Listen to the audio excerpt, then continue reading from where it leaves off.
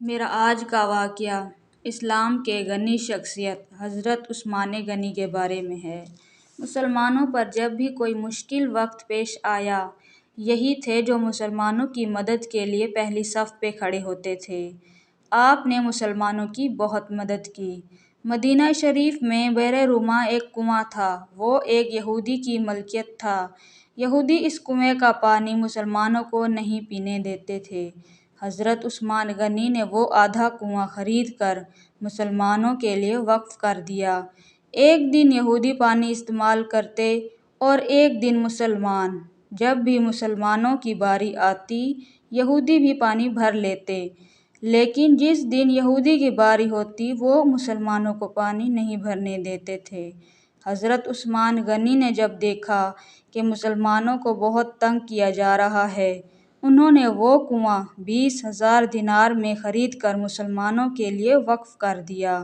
سرکار مدینہ حضرت محمد صلی اللہ علیہ وآلہ وسلم نے فرمایا، اے عثمان، میں اس کنویں کے بدلے تجھے جنت دیتا ہوں۔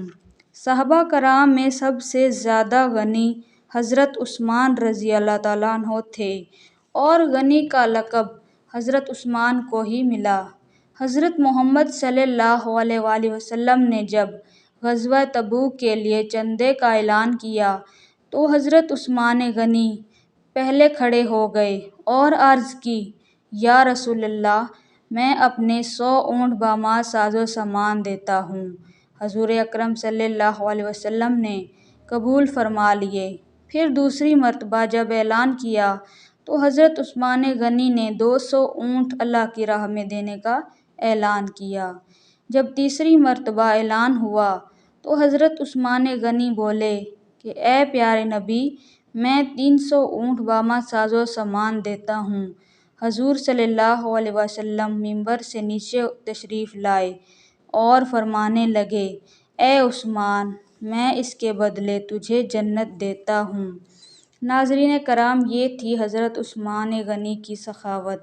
اللہ پاک ہم سب کو بھی اللہ کی راہ میں خرچ کرنے کی توفیق عطا فرمائے۔ آمین ثم آمین۔